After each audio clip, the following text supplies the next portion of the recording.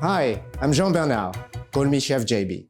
First, let's mix the miso marinade, half cup of maple syrup, a quarter cup of soy sauce, 3 tablespoons of rice vinegar, 3 tablespoons of sriracha, 4 tablespoons of light yellow miso. Whisk all together until smooth. The miso may have a few lumps depending on its texture, which is fine.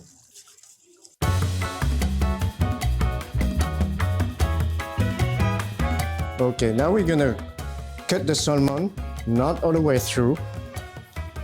As soon as my knife can feel the skin, I stop. I'm gonna show you why after.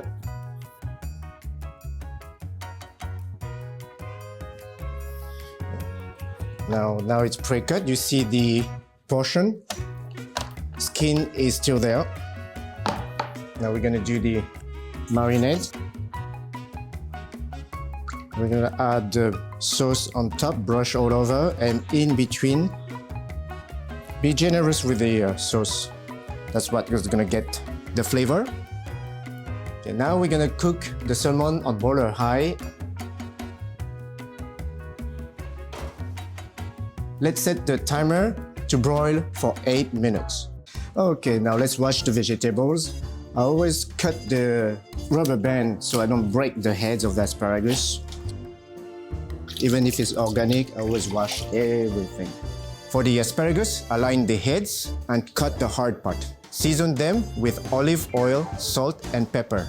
Set the oven to 350 degrees and bake the asparagus for 10 minutes.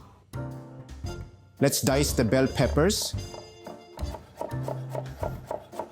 Chop the cilantro. Pearl couscous, a little bit of salt in the water, boil it. It takes 4 minutes, strain it. To prepare the tabbouleh, add the sun-dried raisins, the diced bell pepper, lemon juice, olive oil, salt and pepper, and the cilantro. Okay, salmon's ready, nicely caramelized. The reason why I did not oil the sheet pan is to have the skin to stick on it. That way you can pick it up much easier. To bring the flavor up, let's toast the sesame seeds. Spread the toasted sesame seeds, the chopped cilantro, over the salmon.